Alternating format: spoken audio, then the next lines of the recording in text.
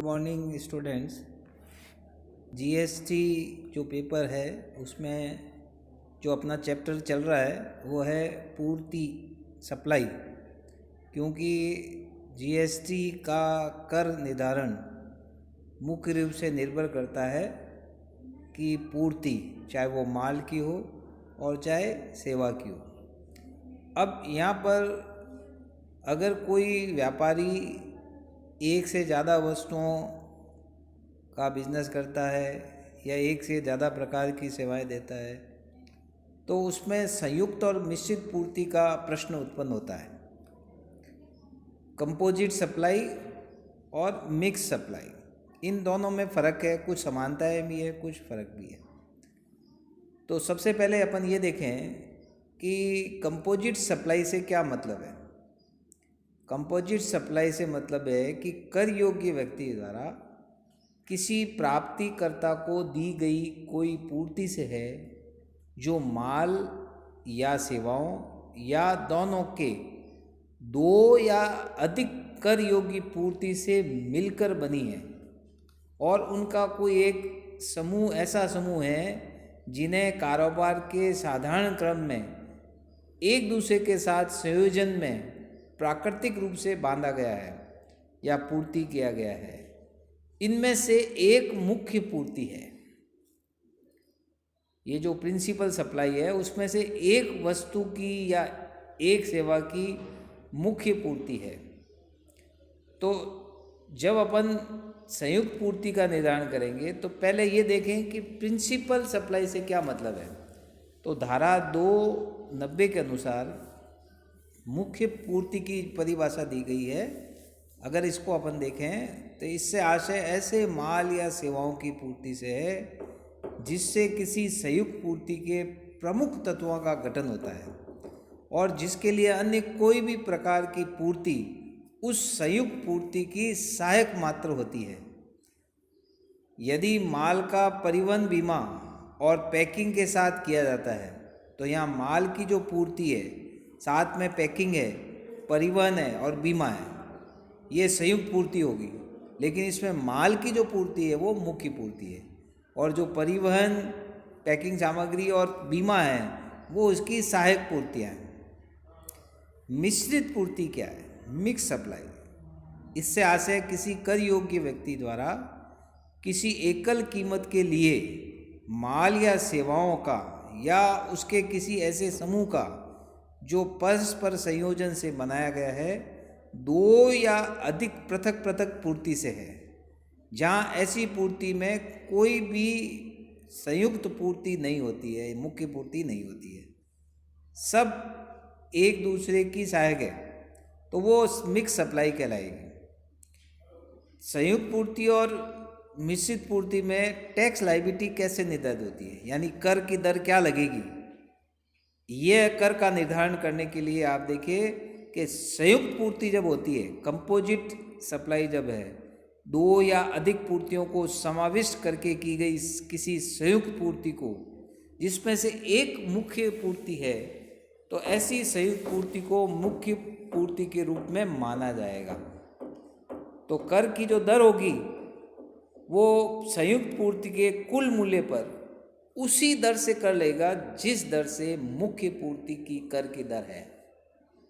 यानी principal supply की जो रेट है वही रेट जो है वो पूरे सभी सप्लाई पर लगेगी। मिश्रित पूर्ति जब होती है, मिक्स सप्लाई, दो या अधिक पूर्तियों को समाविष्ट करके की गई मिश्रित पूर्ति को उस विशिष्ट मद की पूर्ति के रूप में माना जाएगा जिसकी कर की दर उच्चतम है, हाईएस्ट रेट जो है वो एप्लीकेबल होगी। तो जो विभिन्न प्रकार की वस्तुएं उसमें सम्मिलित है उनमें से सबसे ज़्यादा रेट वाली जो है उसको मिश्रित पूर्ति के मूल्य में कर लगेगा। तो इस तरह से ये टैक्स लायबिलिटी निर्धारित होगी। अगर इसको आप एक एग्जाम्पल से देखें तो संयुक्त पूर्ति का एग्जाम्पल क्या है। यदि एक व्यक्ति की फ्रिज पूर्ति करता है और उसके साथ निश्चित अवधि के लिए निःशुल्क रख रखाव, बीमा, गारंटी की सेवा भी देता है, तो ये एक संयुक्त पूर्ति है जिसमें फ्रिज की बिक्री मुख्य पूर्ति है और सेवाओं की पूर्ति सहायक पूर्ति है। अब यदि फ्रिज की जीएसटी की दर 12% है और संलग्न सेवाओं की पूर्ति 18% हो, तो संयुक्त पूर्ति पर कर की दर 12% ही होगी, क्योंकि संयुक्त पूर्ति पर कर की दर वही होती है जो मुख्य पूर्ति पर कर की दर है, चाहे सहायक पूर्ति पर कर की दर मुख्य पूर्ति की कर की दर से अधिक हो या फिर कम हो, उससे कोई फर्क नहीं पड़ता। जो प्रिंसिपल सप्लाई वाली जो रेट है उसी रेट से सभी पर कर की गणना की जाएगी। लेकिन जब मिश्रित पूर्ति होती है तो मान लीजिए एक कंपनी ने 800 रुपये का एक किट बेचा, जिसमें उस किट में क्रीम भी है जिस पर जीएसटी की रेट 18% है, ऑयल भी है जिस पर 18% है, शैम्पू भी है जिस पर 28% है, कंघा भी है उस पर 12% है।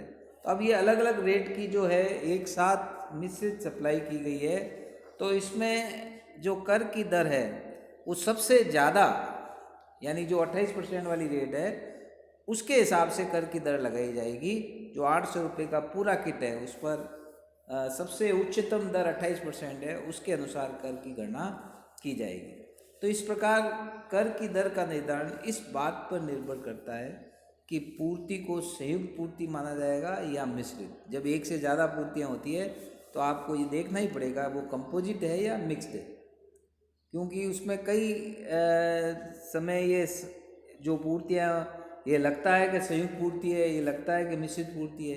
तो इसका निर्धारण करने के लिए अपन ये देखेंगे आगे चल के कि इनमें क्या समानताएं हैं इन दोनों पूर्तियों में और क्या असमानता है जिससे अपन इनको अलग अलग कर सकते हैं।